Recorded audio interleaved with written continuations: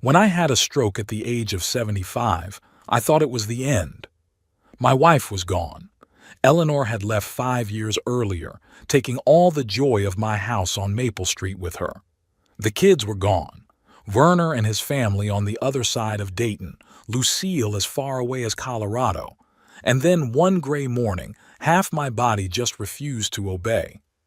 The doctor said I was lucky I had no brain damage, no speech. Only my left arm moved like a stranger's, and my leg braided when I walked. Werner offered to move in with them temporarily until I recovered. That was 3 years ago. What the hell is temporary? Melody, his wife, made it clear she wasn't thrilled at the prospect of living with a disabled father-in-law, but she kept her smile as long as her son was around. "Mr. Farndon, you'll be comfortable in our guest wing," she chirped as she showed me to my room on the first floor. "No stairs, private bath, perfect for your condition." I caught that subtle contempt in her voice when she said the word condition, like I'd turned into some unpleasant substance that had to be tolerated in my perfect home. Melody Farndon, knee bright, is a woman of 38, red-haired with a sharp chin and a smile that never reaches her eyes. A realtor with a license and ambitions the size of Mount Rushmore. Their home in an upscale Dayton neighborhood is her calling card, a sales brochure for her clients.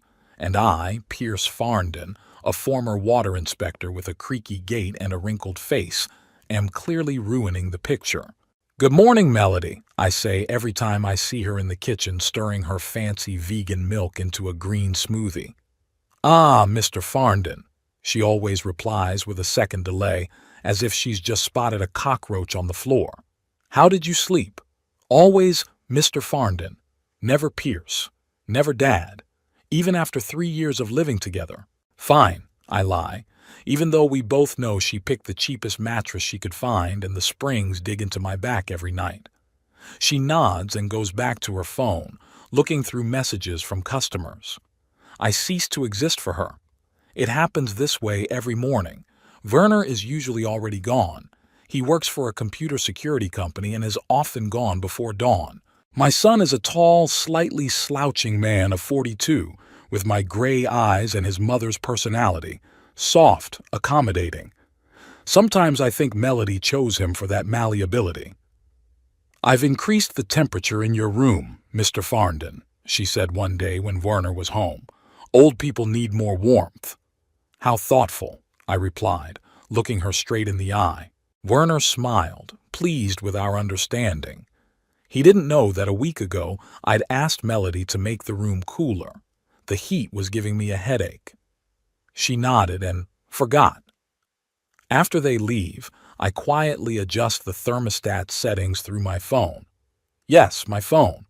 Melody thinks I can barely send a text. She doesn't know that I've spent the last 2.5 years researching all the technological advances I could possibly need.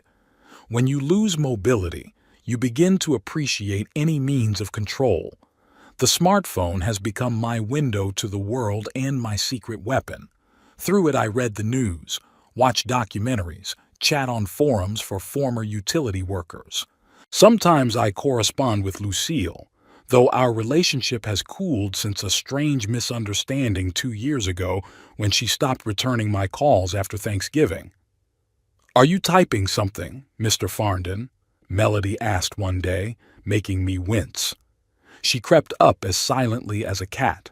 "Checking the weather forecast," I replied, quickly closing the app where I was reading an article about modern smart home systems.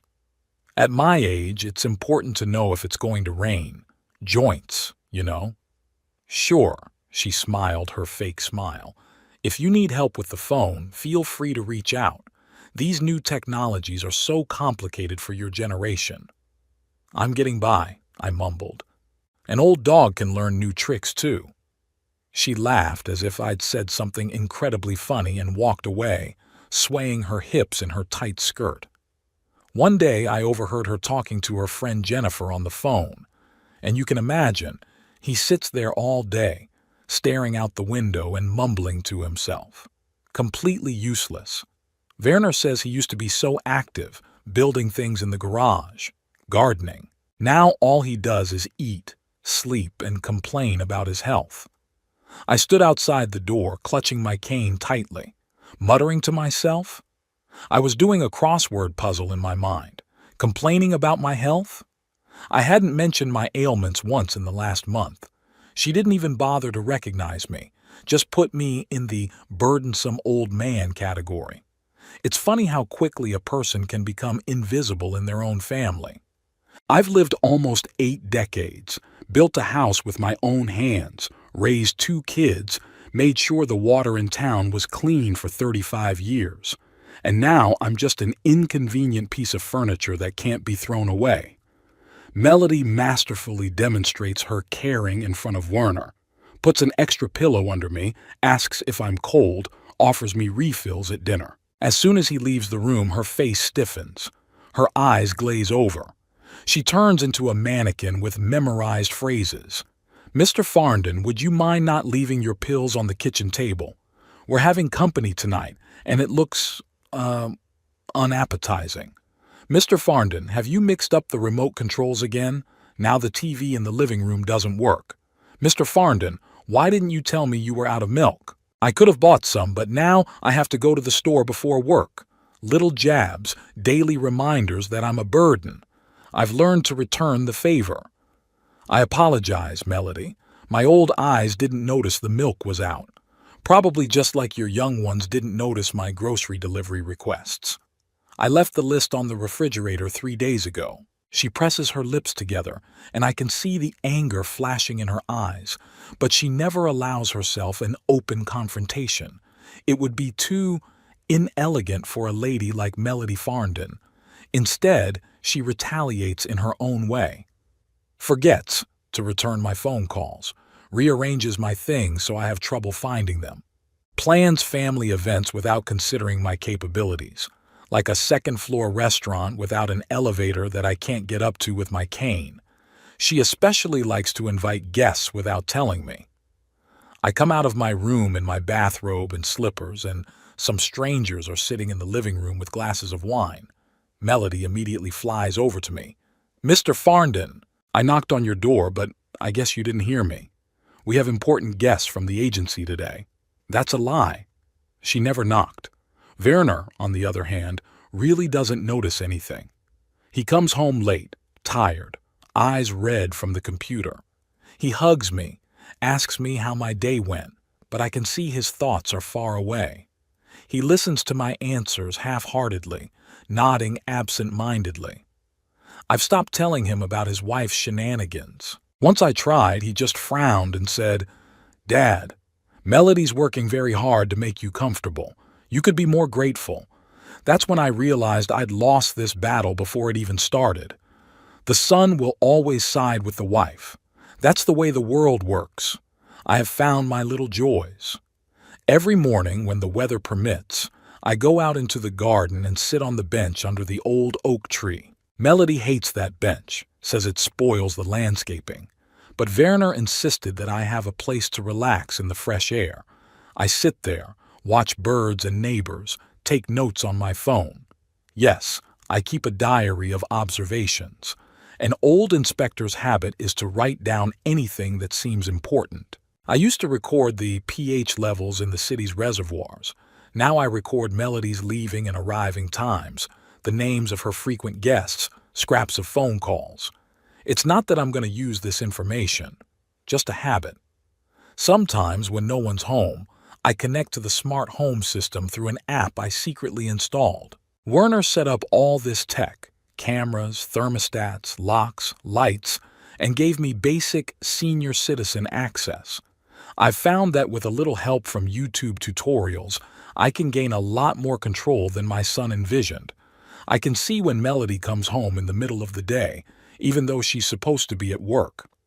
I hear her talking to someone on the phone, calling Werner a nerd and a workaholic. I notice her trying on expensive new dresses in front of the mirror in the hallway, even though she complains to her son about the lack of money.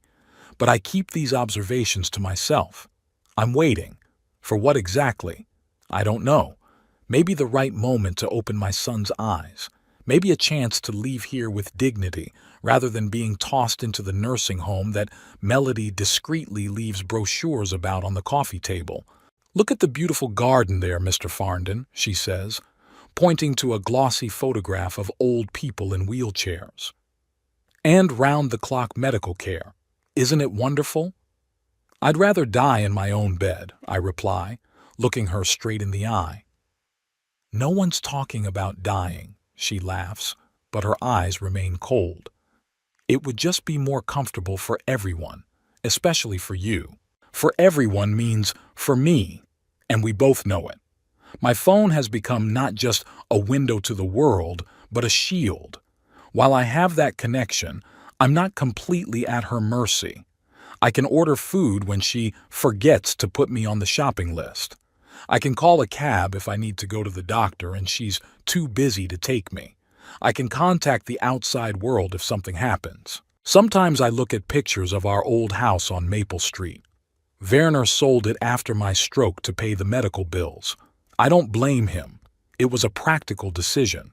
But a part of me died with the loss of that house, where every crack in the wall, every creaky floorboard had a story. Now I live in Melody's perfect, sterile house, where everything is picked out from interior design catalogs, but there isn't an ounce of soul.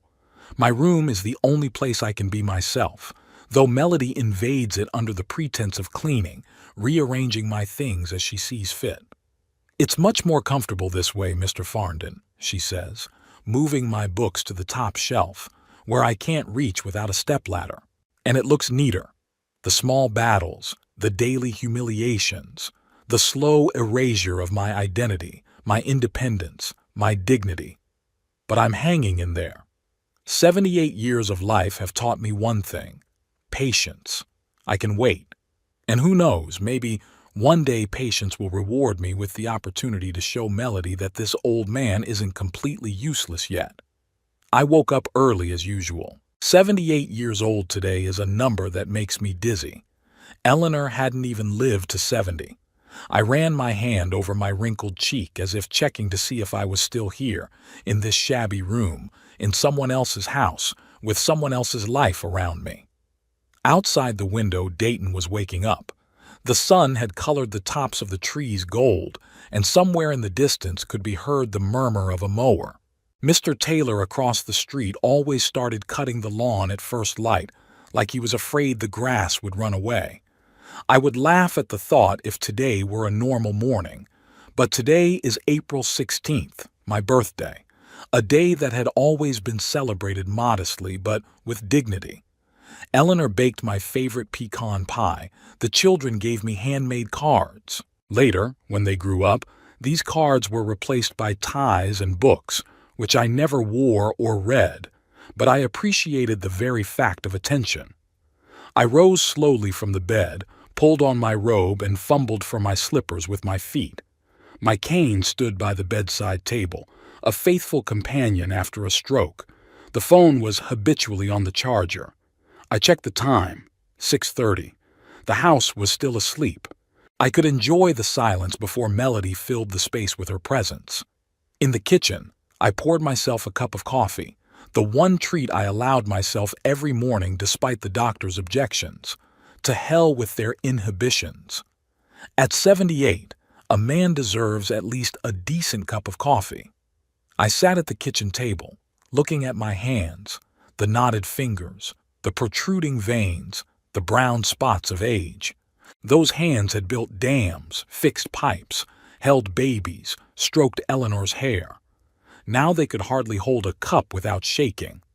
"Oh, you're up already," Melody's voice broke into my musings. She stood in the kitchen doorway in her ivory silk robe, her red hair perfectly styled. Even at 6 in the morning, she looked like she was ready for a magazine photo shoot. "Good morning, Melody," I said. "You're early today." She walked to the coffee machine without looking at me. "Did you sleep badly?" "It was fine," I paused. "Today's a special day." She frowned, going over possible events in her mind. "April 16th, she mumbled. "Ah, your birthday. Right. No enthusiasm, no warm wishes. Just a statement of fact, as if I'd reminded her of a dental appointment." "78," I said, though no one asked me. "Congratulations," she faked a smile. "You look vivacious for your age." A fake compliment followed immediately by the way, I wanted to warn you, we're having some important guests tonight. Clients who are interested in the Riverside Mansion. Very wealthy people. I've been preparing this meeting for weeks." I slowly set the cup down on the table. "Tonight?" "Yes, 7 o'clock tonight.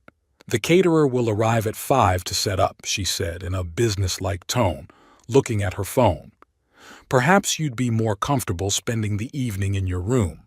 I can bring you dinner there." "It's my birthday today, Melody," I said quietly. She looked away from the phone for a second.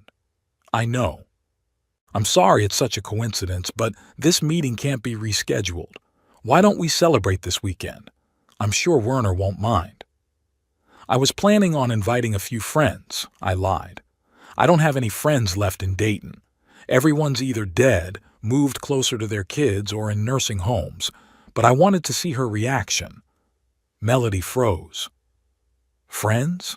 You never mentioned birthday plans. I've already organized. Invitations sent out, catering booked, even the florist is coming in the morning. We can't cancel." "I've lived in this house for 3 years," I said, feeling anger rising in me. Was it really that hard to ask me about my plans for my own birthday? She pressed her lips together. "Mr. Farndon, I'm very sorry for the coincidence, but business is business. These clients can bring in commissions that will cover your keep for a whole year. There it is.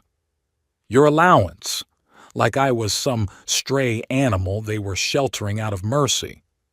I get a pension," I reminded her, "and Social Security benefits. I put that money into the general budget." "Of course," she smiled her fake smile. "And we appreciate it. But let's be realistic.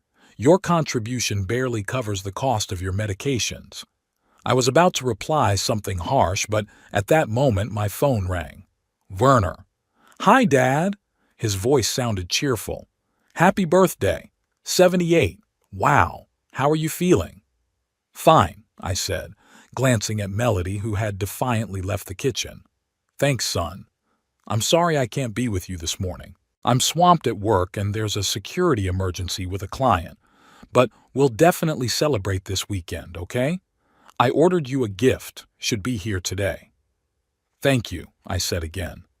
"Did you know you're having guests over tonight?" "Yeah," Melody told me. "Some important clients. I'm sorry it's such a coincidence. She worked really hard to get that contract." "Of course," I sighed. "Work comes first. You realize how important this is to her. For us." He sounded a little worried. "We're living in a difficult time. Prices are rising. Mortgages are—" "I understand," I interrupted him. I didn't want to listen to another lecture about the family budget. "Good luck at work." "Thanks, Dad. I'll see you tonight. And happy birthday again." He disconnected, and I was left sitting there with my phone in my hand. Even on my birthday, the conversation turned to Melody's work. She always came first, her career, her ambitions, her plans. I slowly got up and went to my room. I needed to get dressed and somehow face the day with dignity. As I passed the living room, I heard Melody's voice. She was on the phone, apparently with her eternal friend Jennifer. "And he has the nerve to resent me. It's like I made an appointment to meet him on his birthday. Like I have to remember those dates and organize my work around his schedule." I stopped around the corner, listening. "No, you have no idea how exhausting it is," Melody continued. "That old man is ruining our whole life.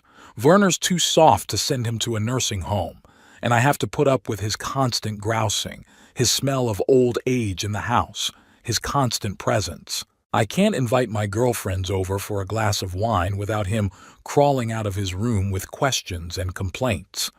I clenched my cane so hard my knuckles turned white. "You know, sometimes I think, no, it's awful," she lowered her voice. "Sometimes I think how much easier it would have been if that stroke had been more serious." I felt the blood rush from my face. My sister-in-law had just wished me dead, or at least a more severe disability. "Okay, I've got to run. The florist will be here any minute. Yes, of course you're invited. 7 o'clock. There'll be champagne and oysters. Very high end. These clients are worth it. She ended the conversation, and I slipped into my room as quickly as my limp would allow. My heart was pounding like crazy. In the mirror above the dresser, I saw my face pale with red blotches on my cheeks. So this is what she really thinks. That's what's behind her fake smiles and feigned concern. She wishes I wasn't alive. I sat down on the bed, trying to calm my breathing. Something had to be done. This couldn't go on like this. Maybe I should have called Lucille. We hadn't spoken in almost 2 years, but maybe now would be a good time to reconnect. I pulled out my phone, found her number, but my finger hovered over the call button. What do I say? Hey, daughter, your sister-in-law just wished me dead. Take me away from here. It sounded pathetic even in my head. I spent the entire day in my room, only going out to the bathroom and the kitchen for tea. Melody was busy getting ready for the evening. I could hear her commanding the florists, the waiters, the cleaners. The house was filled with the smells of food, flowers, and furniture polish. At 5 o'clock in the evening, when the hustle and bustle had reached its climax, I decided to go out. I showered, put on my best suit, dark blue, slightly worn at the elbows, but still presentable. After all, it was my birthday and I had a right to look dignified. When I walked out into the living room, Melody was just instructing a young waiter on how to arrange the glasses. When she saw me, she froze for a moment. "Mr. Farndon," she began with a strained smile, Are you going somewhere?" "No," I answered calmly. "I live here, remember?" "Of course, but—" She glanced nervously at the catering staff. "I thought we agreed that you would spend the evening in your room. The guests would arrive in 2 hours." "I don't remember such an agreement." I made my way to the couch and sat down, watching her face begin to redden with anger. "This is my house as much as it is yours." "Technically, it's Werner's house," she hissed, stepping closer. "And there's a very important business meeting here today. Please don't make this any harder than it has to be." "I'm not going to interfere with your business plans," I said, "but I have a right to celebrate my birthday. I've invited a couple of friends. They'll be here at 6. It was a pure lie. I didn't have any friends who could come, but I wanted to see her reaction, and she didn't disappoint." "What?" Her voice trailed off into a squeal, and several employees turned around. She noticed this and switched to a furious whisper. "You can't just invite some people into my house unannounced. There are going to be some very important clients here. $1 million deal is at stake." "Then maybe you should have considered my plans in advance?" I asked, surprised at my own audacity. "Or at least asked me before occupying the whole house on my birthday." Her face contorted with rage, but she quickly pulled herself together, glancing back at the workers. "We'll talk about this elsewhere." She turned abruptly and walked towards the kitchen. I rose slowly and followed her, leaning on my cane. In the kitchen, Melody turned to me, crossing her arms over her chest.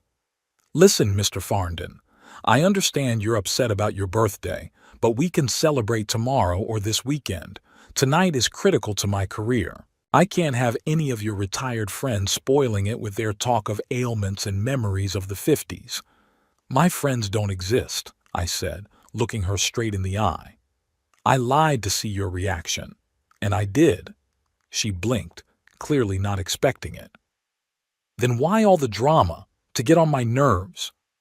"To remind me that I'm a human being too, Melody. A man who deserves to be honored on his birthday." She sighed, suddenly almost sincere.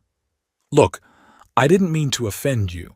It's just that today is a really important day for me. My reputation at the agency depends on these clients. Maybe we can find a compromise. You could stay at the party for a while and then go back to your place?" I considered her offer. It was a step forward, albeit a forced one. "Okay," I agreed. "I'll behave myself. I won't talk about my ailments and my 50s. She smiled slightly, perhaps sincerely for the first time all day. "Thank you. I appreciate that. Happy birthday, Mr. Farndon." We were standing in awkward silence when suddenly the doorbell rang. "It must be the decorator with the balloons." Melody hurried to the door. I stayed in the kitchen, feeling strangely satisfied with our conversation. Maybe for the first time in 3 years we actually talked like human beings. But my joy was short-lived. Melody returned a couple minutes later, holding a box. "This is for you," she said, holding out the package. "From Werner, I believe." I took the box. It was heavier than I'd expected. Something electronic, apparently. "By the way," Melody said casually, "I forgot to show you something in the basement. Remember when you said you wanted to find your old photo albums? I think I saw them down there in one of the boxes." "In the basement?" I frowned. "But my albums are in the closet in my room." No, I mean those old ones with the black and white photos. You mentioned them a couple months ago. They're in the boxes we moved from your old house." I vaguely recalled the conversation about the photos, but I was sure all my albums had long since been disassembled and stored in my room. "Come on, I'll show you." Melody was already heading for the door that led to the basement. "It'll only take a minute." Something in her voice sounded strange to me, but curiosity overcame it. I really treasured the old photos. There were pictures of my parents, of a young Eleanor, of the kids as babies. We went down the stairs to the basement. It was cool and dry, a modern room with concrete walls, good lighting and shelving along the walls. No damp or spiders like in the basements of old houses. "Where are they?" Melody started looking at the boxes on the far shelving unit. "I think it's around here somewhere." I stood at the foot of the stairs, leaning on my cane and holding a box with a gift from my son in the other hand. Suddenly, Melody shrieked and dashed for the exit. "What's wrong?" I asked, but she had already run past me and up the stairs. I turned around and saw the basement door slam shut, and then I heard the sound of a key turning. "Melody?" I waddled toward the stairs. "What's going on?" "Stay put," came from behind the door. "The door's jammed. I'll call a repairman after the party." "What?" I couldn't believe my ears. "Melody, open up right now." "I'm sorry, Mr. Farndon, but I can't risk my career on your whims. I promise I'll let you out as soon as the guests leave. There's a sofa and a toilet so you'll be perfectly comfortable." "You can't lock me in here." I banged on the door with my cane. "It's illegal." "Think of it as a birthday present, a few hours of peace and quiet." Her voice sounded distant. "Don't worry. Werner will be late at work and I'll tell him you've decided to rest in your room. I'll see you at midnight." I heard her receding footsteps and then there was silence. I was locked in the basement, on my 78th birthday. I stood leaning on my cane and stared at the closed door. I couldn't believe it had really happened. That I, a former water inspector, a man with 40 years of public service, a father of 2, had been locked in the basement like a naughty child. First came the anger, fierce, all-consuming anger. I hit the door with my cane. "Melody, open the damn door right now," I shouted, realizing she was already gone. I pounded on the door again and again until my knuckles were bloody. Then I tried to kick the lock with my cane, but only bent it. Damn it. Without the cane, I'd have an even harder time getting around. I sank heavily onto the step, trying to stop the trembling in my hands. I needed to calm down and think. This whole situation was so absurd that it bordered on criminal. Holding a man against his will, isn't that illegal? My thoughts were racing frantically. Should I yell? Knock on the walls? But who would hear? The basement was well insulated, the walls concrete. Gradually, the rage gave way to a cold realization. Melody did this on purpose. Meticulous planning. Lured me in here knowing I couldn't get out on my own, and she wasn't going to let me out until the party was over. I took a deep breath, trying to deal with the humiliation. 78 years, and I was locked up like a naughty puppy. Deep inside, fear stirred. What if she didn't come at all? What if she decided to leave me here overnight? Or longer? No, those thoughts weren't leading anywhere. Melody's a bitch, but not stupid enough to commit a real crime. She just wanted to get me out of the way for the duration of an important meeting. I slowly made my way down to the end of the stairs and looked around. The basement was set up like a small workshop and storage room at the same time. A workbench along one wall, racks of tools and boxes along the other. There was an old couch in the corner, apparently the comfort Melody had mentioned. Next to it was a door to a small bathroom, a former utility room that Werner had remodeled last summer. I put the box with my son's gift on the workbench and sat on the couch, trying to collect my thoughts. There were muffled sounds coming from upstairs. Apparently guests were starting to arrive.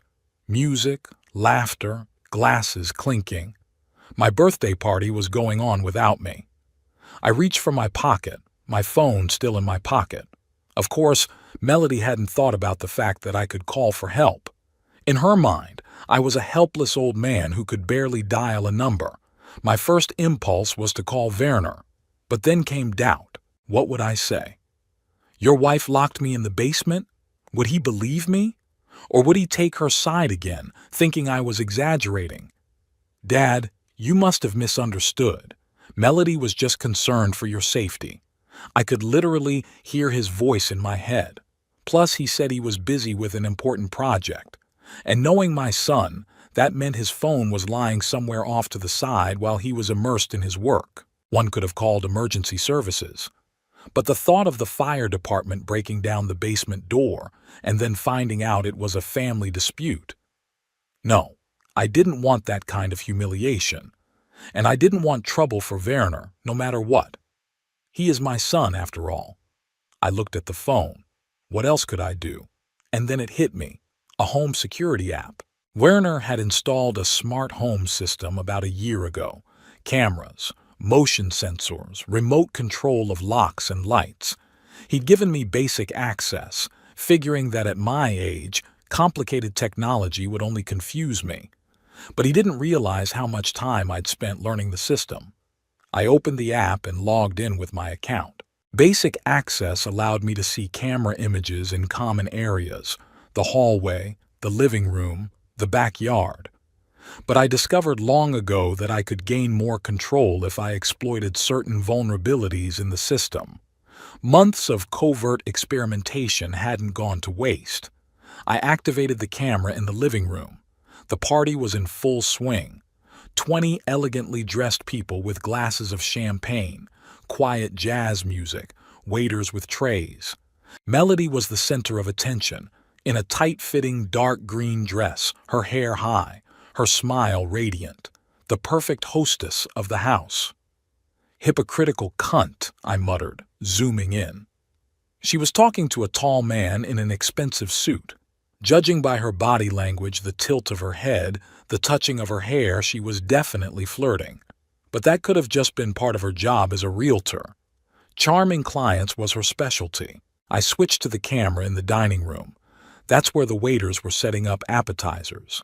Then to the camera in the hallway. A few more guests had just arrived. Turning back to the living room, I noticed that Melody and the tall man had disappeared. I quickly looked through the other cameras but didn't see them. That was odd. Where could they have gone? I remembered that Werner had installed a camera on the back porch to keep track of packages. Switching to it, I saw Melody and the man. They were standing close together, talking in a low voice. I turned on the sound. "You can't go in here, Melody," the man said. "It's too risky." "Werner's going to be at work late at night," she replied. "And the old man is locked in the basement. No one will know." I tensed up. What are they talking about? "You've got a house full of guests anyway." The man shook his head. "We can't just disappear." "Then let's meet later." She put her hand on his chest. "At our usual place, around 11 o'clock. "What about your husband?" "I told you he's at work." Melody sighed impatiently. "Project of the century or something. He won't even notice I'm gone." "What if he does?" "I'll tell him I was dropping off the last of the guests," she shrugged. "He always believes what I say. Sometimes it's even boring." The man laughed and leaned toward her. They kissed, not fleetingly, but deeply, passionately. God, Stuart, I've missed you so much, Melody whispered. This week without you had been an eternity. I've missed you too, he replied, but we have to be more careful. Werner's starting to suspect something. Werner? She snorted. He's so immersed in his computers that he wouldn't notice cheating even if I brought you into our bedroom. Still, we need to be careful. If he finds out, the deal's off. He won't. Melody fixed her hair. We're almost there. In a month, the house will be sold. We'll get the commission, and then we'll be out of hiding. What about him? Stuart asked. Werner, she shrugged. He'll get over it. Men always get over it. I meant the old man, your father-in-law. Oh, that one, she waved her hand. We'll put him in a nursing home as soon as the deal's done. I've already picked out a place. Inexpensive. Will Werner go for it? You bet he will, Melody grinned. Especially when I show him his father's medical bills. He has no idea how much all those drugs and procedures really cost. I sat there, numb with shock. My daughter-in-law wasn't just cheating on my son. She was planning to dump him after taking a large commission from some deal. And she was going to send me to a cheap nursing home. I automatically hit the record button. The app saved the video and audio to cloud storage. Now I had proof. We should get back, Melody said, glancing at her watch. The clients are waiting. Not until after one more kiss, Stuart pulled her to him. I turned off the camera. I'd had enough. Melody wasn't just an unpleasant woman, she was a snake, and my son was too blind to see it. What do I do with this information? Tell Werner. He might not believe it. Or worse, he might believe it, but decide to forgive her. I knew my son. He was a romantic at heart, always believing in the best in people. Even if I showed him the tape, he might find justification for her actions. I continued to switch between cameras, watching the party. Melody and Stuart had returned to the living room, now keeping their distance from each other, interacting professionally with the guests. No one would have suspected that a moment ago they had been kissing passionately on the back porch. As I continued to watch, I noticed a few more interesting details. Melody had whispered something in the ear of a woman who looked like Jennifer, and she grinned as she looked at Stuart. So her friend knew about the affair. Stuart, meanwhile, was discussing something with an older man, often mentioning property and tax breaks. I found another interesting feature on the app, remote access to Werner's computer. He had set it up to work remotely and never change passwords. I hesitated. It was an invasion of his personal space. But wasn't it more important to find out the truth? I connected to his work computer and started looking through recent files. In the real estate folder, I found documents relating to some mansion on Riverside Drive. Apparently, it was the same deal Melody was talking about. A house worth $4 million, with a commission of about $120,000. No wonder she was so anxious to get this deal done. But there was something else. In the correspondence between Melody and the agency, I found mention of additional services that were to be paid for separately. What could that mean? I wasn't sure, but it sounded suspicious. I went back to watching the party. Time was passing, and I was still sitting in the basement trying to decide what to do next. Should I call the police? But what would I say? My daughter-in-law locked me in the basement and is cheating on my son? They might think it's just a domestic dispute. And then it hit me. Lucille. My daughter could help. We hadn't spoken in almost 2 years, but not because of some big fight, but because of a misunderstanding. After Thanksgiving, she stopped returning my calls. I thought she took offense to something I said. But what if it was Melody's job? What if she'd somehow turned Lucille against me like she'd tried to turn Werner against me? I found Lucille's number on my phone and, taking a deep breath, pressed call. After a few beeps, I heard her voice. Papa. She sounded surprised, but not hostile. Lucille, my voice trembled. How are you? I'm fine, she was quiet. This is unexpected. You never call on weekdays. Today is a special day, I said. My birthday. Oh my God, she aghast. I'd completely forgotten. I'm sorry, Daddy. Happy birthday. Thank you. I tried to pull myself together. Lucille, I need your help. I'm in, a difficult situation. What's wrong? She sounded worried. Melody locked me in the basement, I said bluntly, so I wouldn't interfere with her important party. There was a long pause. What? Lucille finally said. Are you serious? Absolutely, I sighed. I know it sounds crazy, but it's true. She lured me here under the pretense of showing me some old photos, and then she locked the door, said she'd let me out after the guests left. That's, it's just outrageous. Lucille's voice shook with anger. I'm calling Werner right now. No, don't, I said quickly. He's at work, busy with an important project. I'm not sure he'll believe me over her. Then I'm calling the police. And that's not the best option. I shook my head, though she couldn't see it. They might think it's just a family dispute. Lucille, I think you could come over and help me out. Come over? She sounded surprised. To Dayton? Right now? Yeah, if you can. I knew it was a lot to ask. I realize we haven't talked in a while, and it's a strange request. I thought you didn't want to see me, she interrupted. After Thanksgiving. You stopped returning my texts. I froze. What? You're the one who stopped returning my calls. No, Dad, she sounded confused. I texted you several times, but you didn't answer. And when I called, Melody said you were busy or asleep. It all makes sense now. Melody. Of course it was her. Intercepting my messages, not returning my calls, intentionally destroying my relationship with my daughter. Lucille, I never got your messages, I said quietly. I didn't know about your calls. I think Melody intervened. That? Lucille didn't finish her sentence, but I could hear her breathing heavily. I'll be there in an hour. Hang in there, Dad. Thank you, I whispered, tears welling up in my eyes. We agreed that she would call me when she got there. I explained to her how to find the key to the basement. It was usually hanging on a hook in the pantry next to the kitchen. I spent the next hour continuing to watch the party through the cameras. Melody shined, going from one guest to the next, smiling and laughing. No one had any idea that the homeowner was sitting locked in the basement and the hostess was planning to elope with her lover. Stuart was also in the center of attention. He was telling something, gesticulating vigorously, and the guests were listening attentively. Apparently, he was an important figure in the deal. When the phone vibrated, I flinched. A message from Lucille. I'm in position, heading to the back entrance like you said.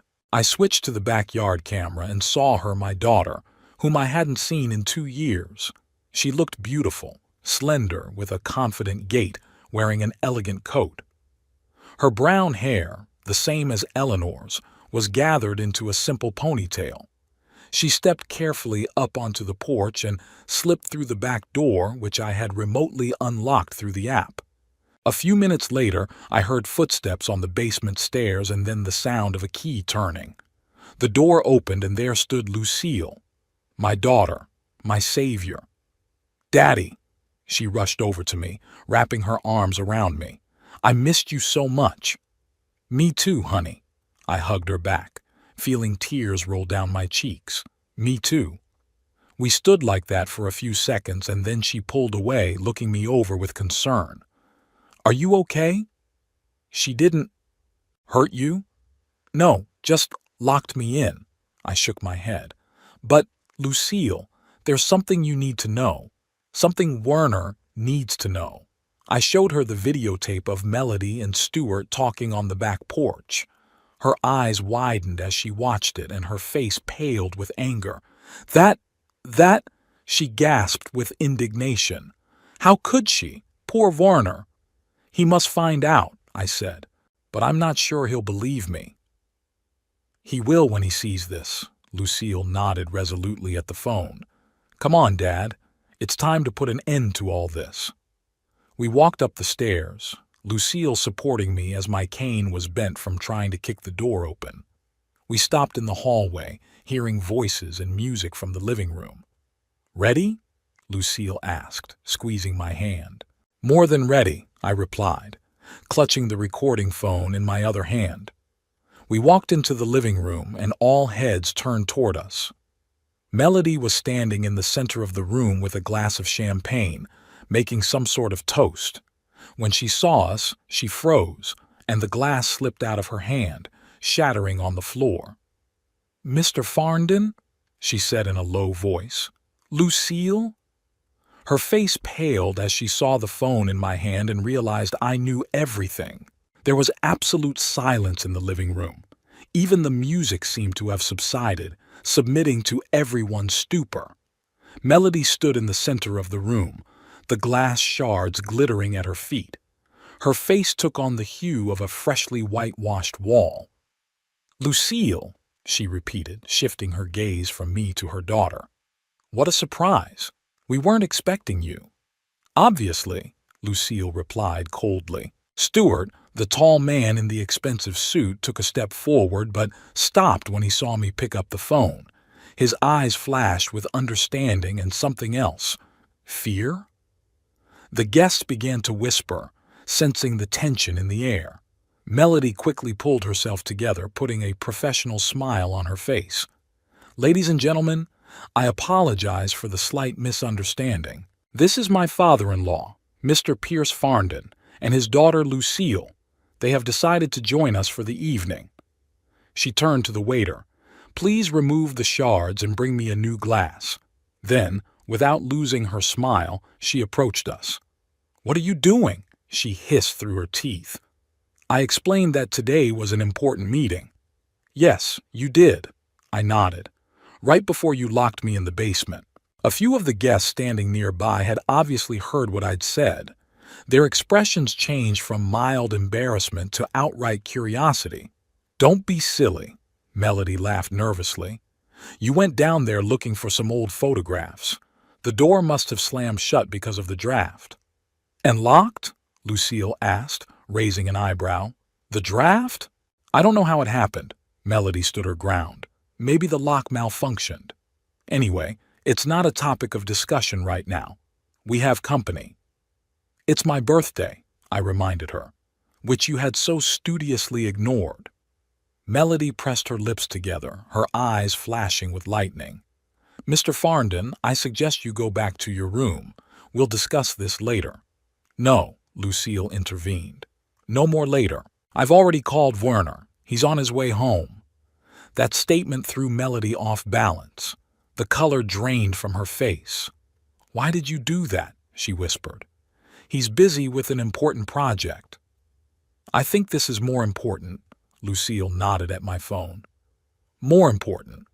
Melody shifted her gaze to the device in my hand, and I could see the realization slowly dawning on her face. "What is it?"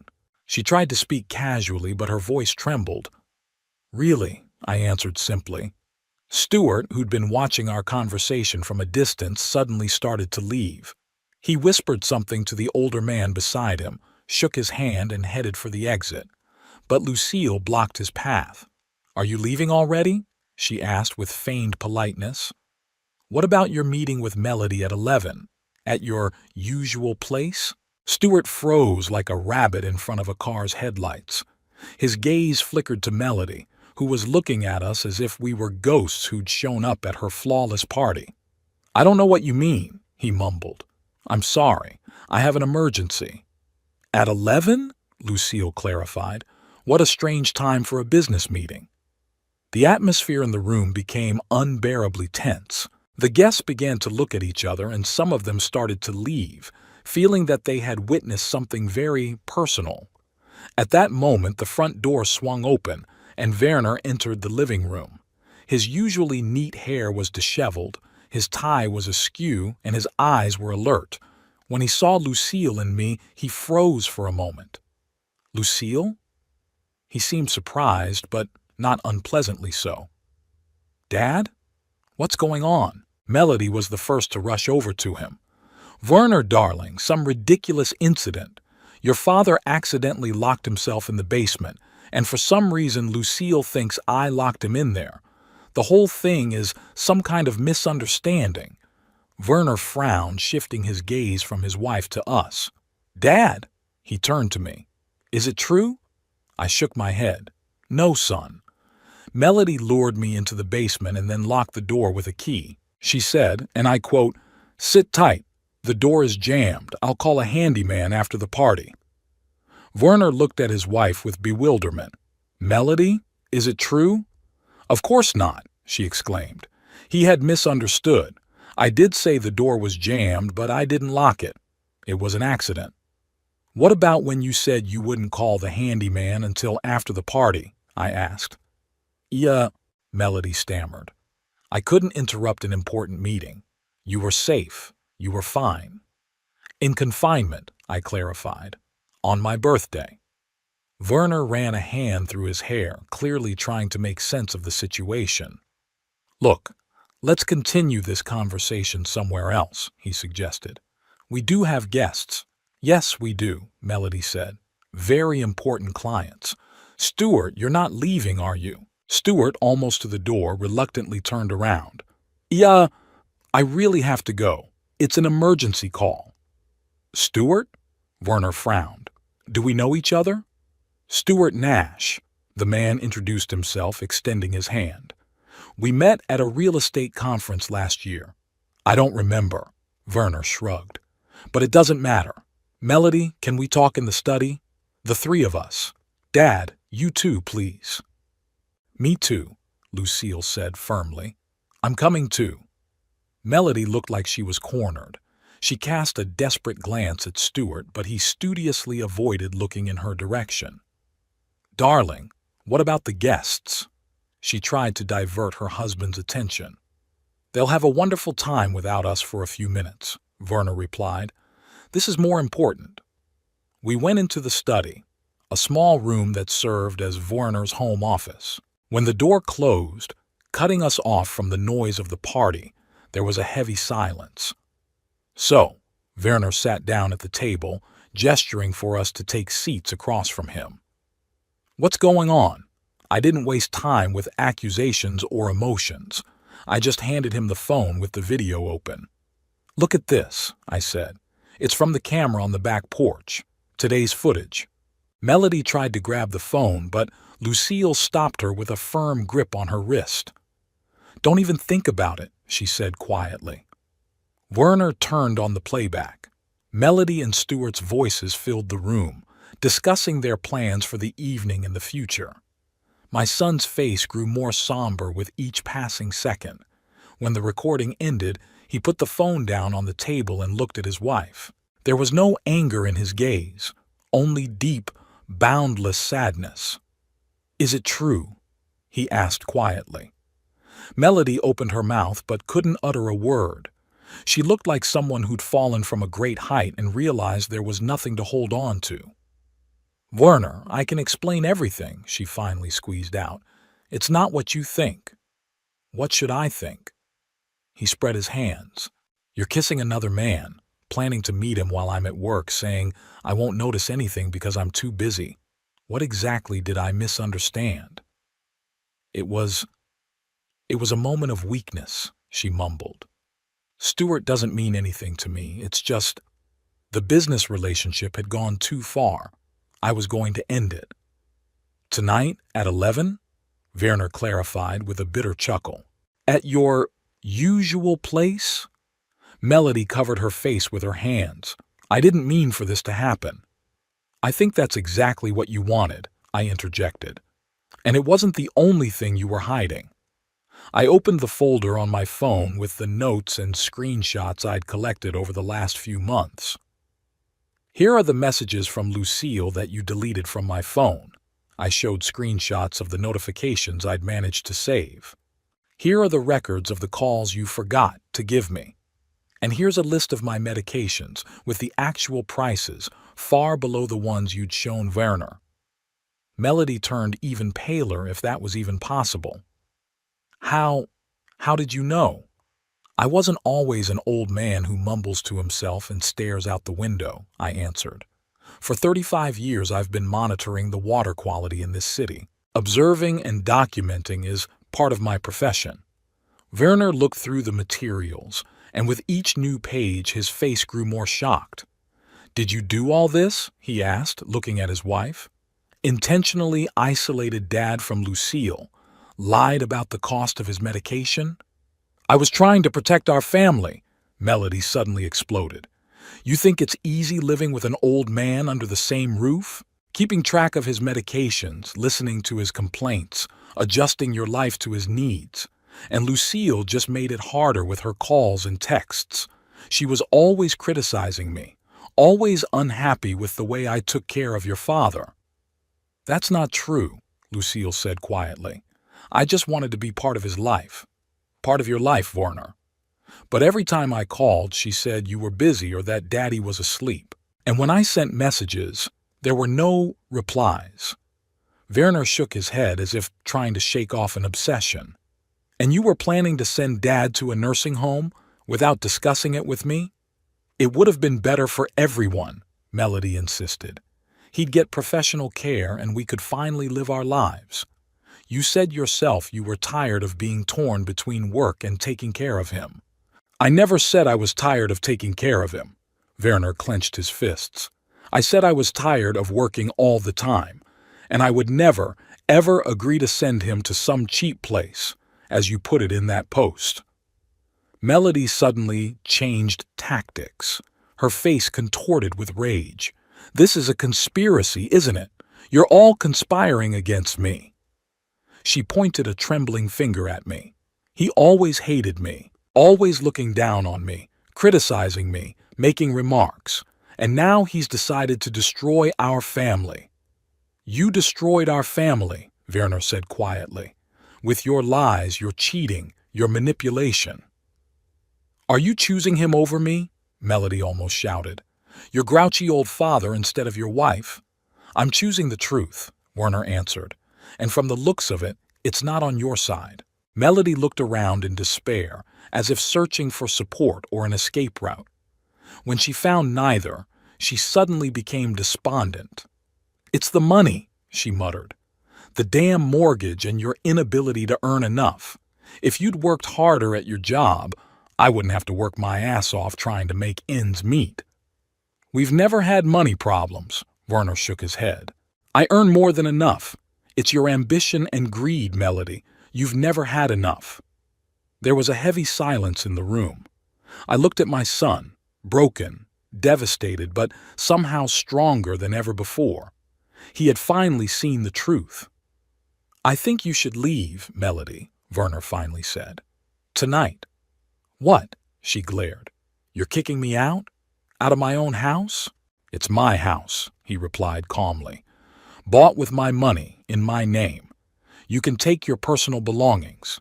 We'll discuss the rest through the lawyers." "You can't do that," she sounded so desperate. "We have guests, important clients." "Your clients," Werner shrugged. "Your career, not my problem. I'm sure you can handle it. You've always been good at your job, better than you did with your family." Melody opened her mouth to object, but then apparently realized she'd lost. Her shoulders slumped and she quietly left the room. After she left, we sat in silence. Werner looked completely devastated. "I'm sorry, Dad," he finally said. "I had no idea. I would never have let her treat you like that." "I know, son." I reached across the table and covered his palm with mine.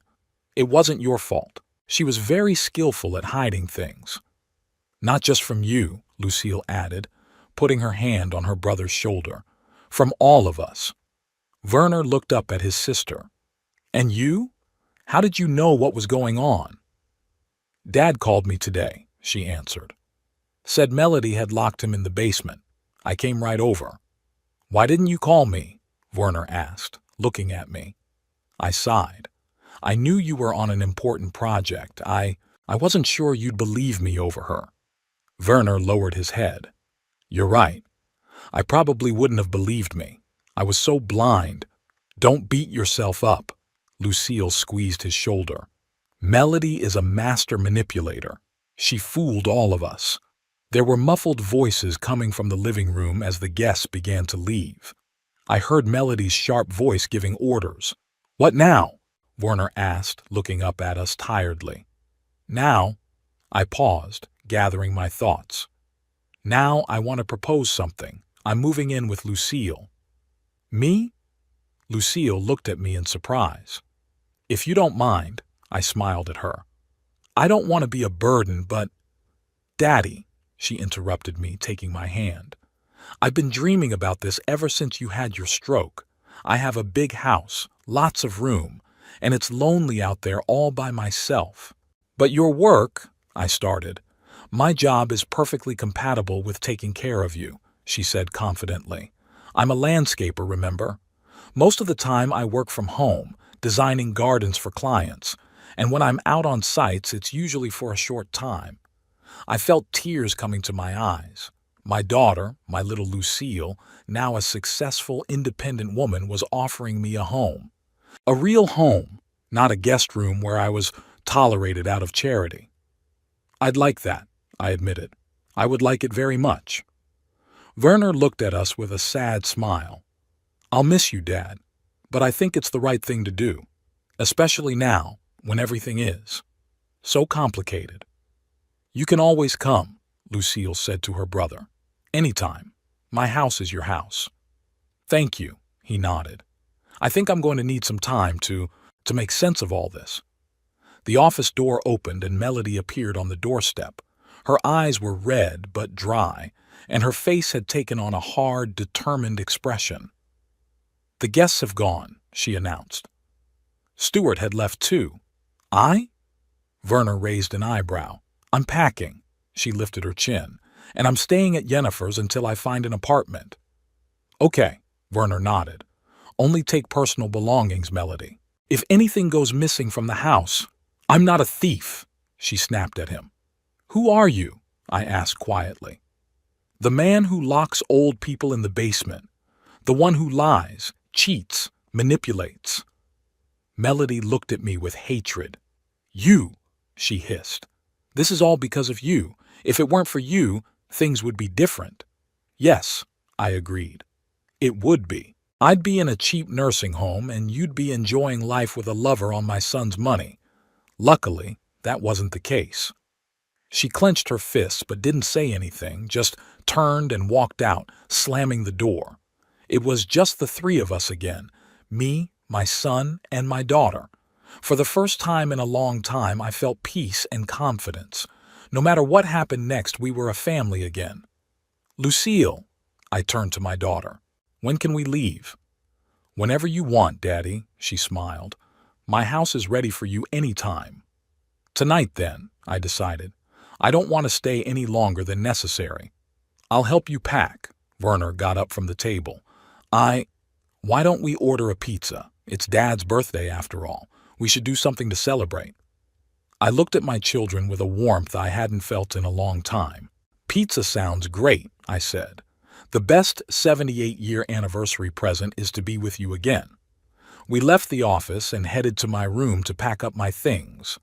As we passed the stairs to the second floor, I heard Melody throwing something into her suitcase while talking sharply on the phone. Her angry voice echoed through the house, but it had no power over me now. I was free. Lucille held me under her arm, helping me walk without my cane. Werner walked ahead, opening doors. At that minute, despite all the upheaval, I was truly happy. My 78th birthday didn't end the way it began, but perhaps that's the way it was meant to be.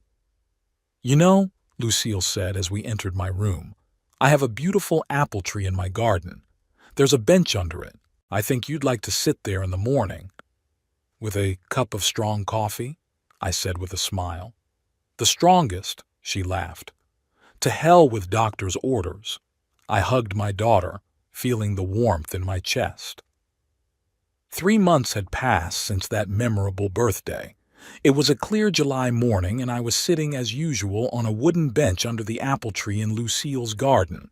In my hand was a cup of strong coffee, forbidden by all my doctors and warmly approved by my daughter. A sketchbook with sketches and notes lay beside me. The sun was breaking through the foliage, painting whimsical patterns on the ground. Lucille's house in suburban Colorado Springs, a spacious one-story cottage with a large lot, was my new home. No stairs, no thresholds, no obstacles for someone with my limited mobility. Lucille had thought of every detail for my comfort, but without the demeaning connotation that Melody's care gave. "Good morning, Daddy." Lucille came out onto the terrace with a cup of tea in her hands.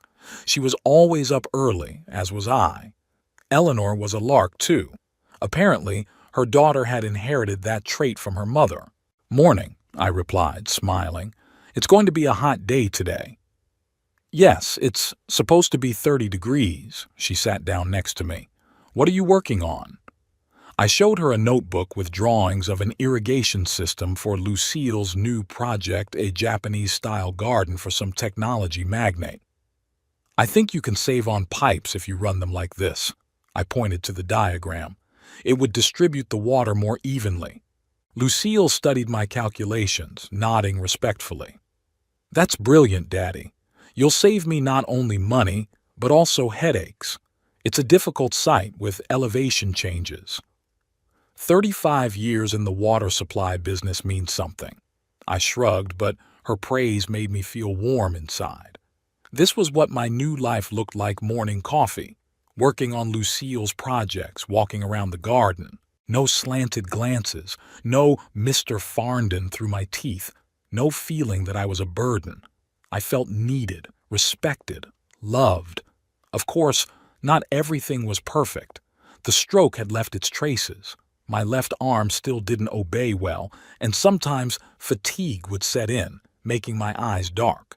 But Lucille never showed annoyance when I needed help. She was just there for me, no fuss, no ostentatious sympathy. "I need to go to the site today," Lucille said, sipping her tea. "Would you like to come with me?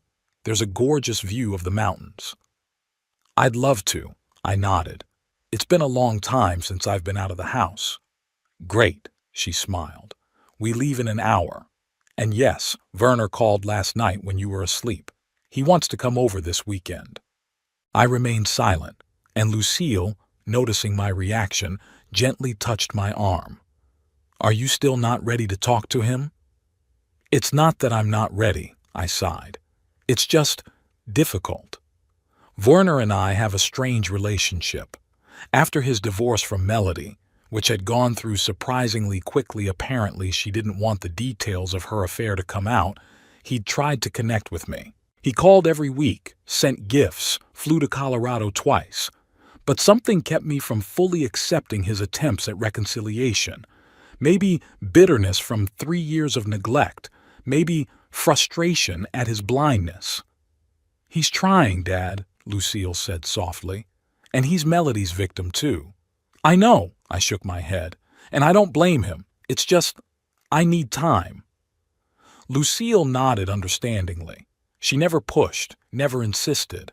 That was another reason why I was so comfortable in her house. "By the way," she changed the subject, "do you remember Mrs. Jenkins, our neighbor? She asked if you could take a look at her sprinkler system. She said something's wrong." "Sure, I'll take a look at it," I smiled. "Don't tell me you're advertising me to the neighbors as a free plumber." "Absolutely not," Lucille laughed. "As a highly qualified water system consultant, and not free at all," she promised blueberry pie. "That's different," I winked at her. "For a blueberry pie, I'll even clean the pipes." We laughed, and I thought how long it had been since I'd felt so light. At Werner and Melody's house, I was always on guard, ready for another barb or humiliation. Here I could just be myself with all my quirks, grumpiness, and senile quirks. After breakfast, Lucille and I drove to the site, a large plot on the outskirts of town where she was designing a garden for a new client.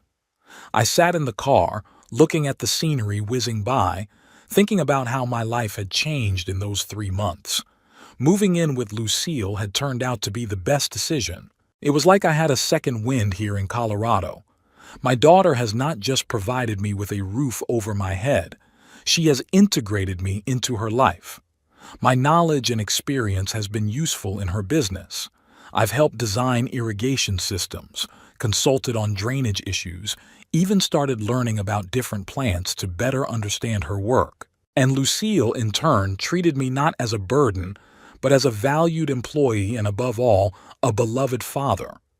She introduced me to customers as her technical advisor and proudly talked about my experience in the municipal water supply. And I saw how respectfully they talked to me, asked questions, listened to my advice. At the site, Lucille introduced me to a client, a young entrepreneur named Nolan Whittle, who wanted to turn his new home into an oasis of tranquility, as he put it. "Mr. Farndon, Lucille told me about your experience." Nolan shook my hand.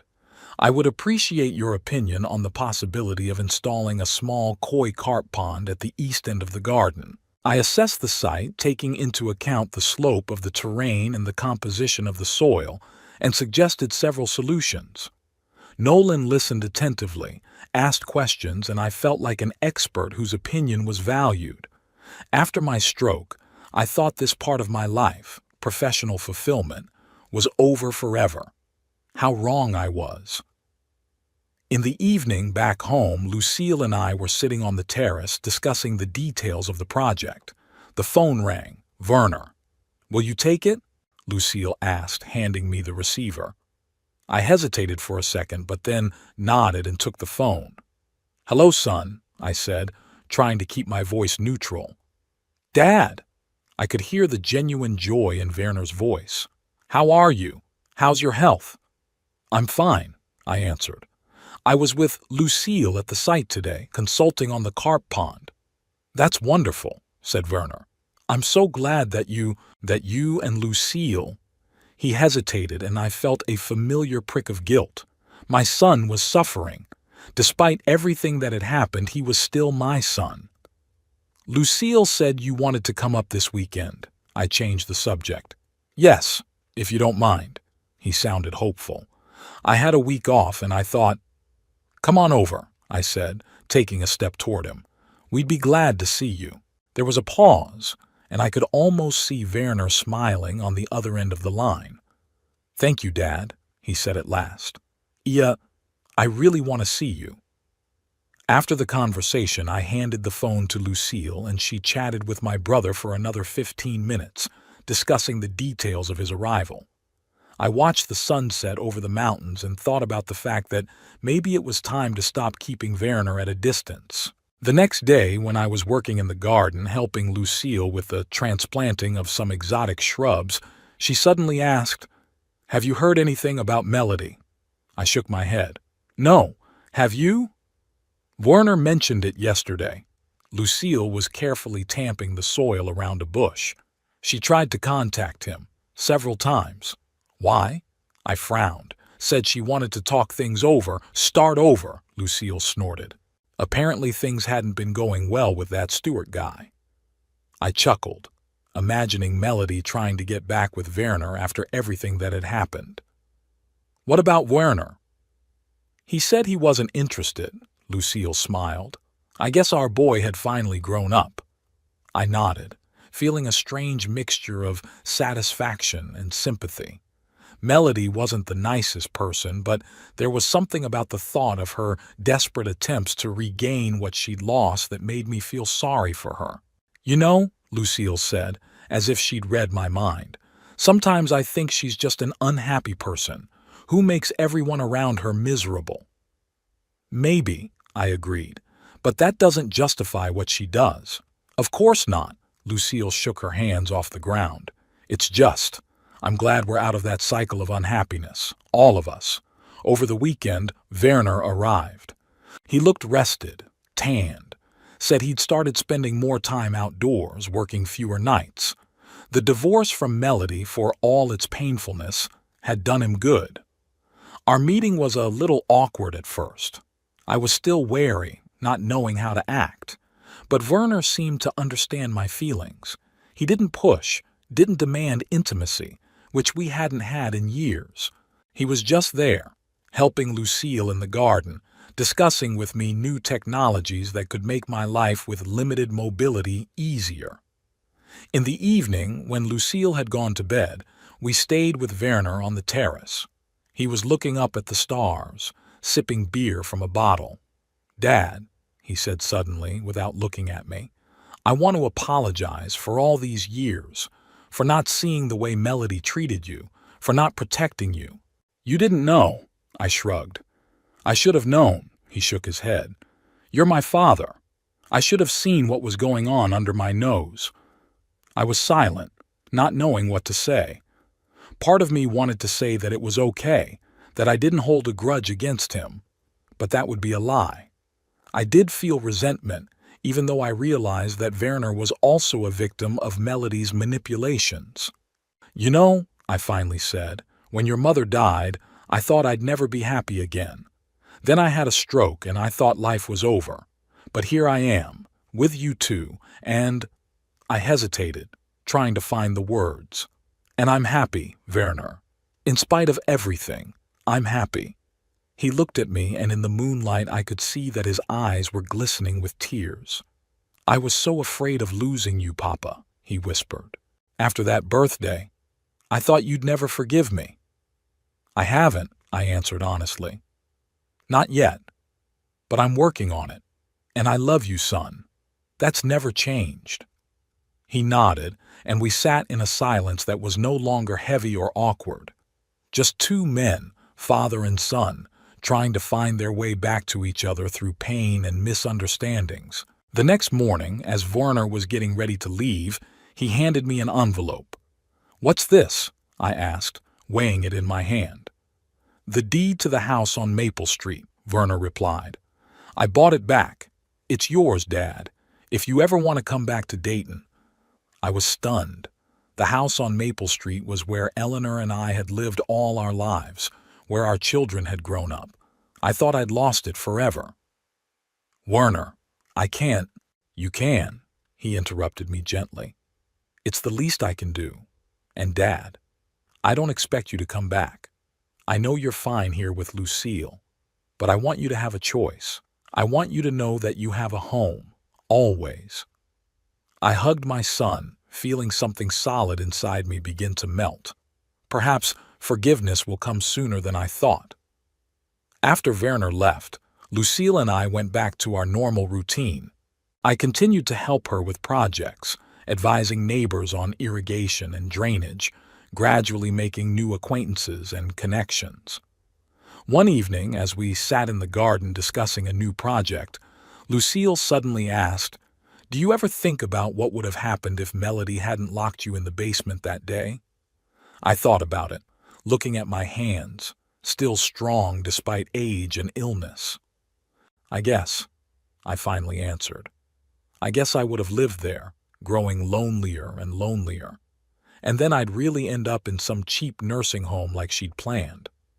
"So she'd unwittingly done you a favor?" Lucille smiled. "She did," I laughed. "I never thought I'd say this, but thank you, Melody, for locking me in the basement." We both laughed, and I thought about the strange irony of life. Sometimes the worst moments lead to the best outcomes. Sometimes you have to endure humiliation to find dignity. Sometimes you have to lose a home to find a real one. I looked at my daughter, at the apple tree we sat under, at the mountains in the distance. At 78, after a stroke, after all the losses and disappointments, I had finally found my place. Not just a roof over my head, not just a guest room, but a real home where I was valued, respected, and loved. And even though my arm was still bad and my gait was still unsure, I felt stronger than ever. I had stood my ground. I hadn't given up. I found a way to be not a burden, but a helper, not an extra person, but a needed one. "What are you thinking about?" Lucille asked, noticing my silence. "About the fact that life does not end neither at 70 nor at 78, I answered. "It just changes, and sometimes for the better." Lucille smiled and squeezed my hand. "For the better, Daddy. Definitely for the better."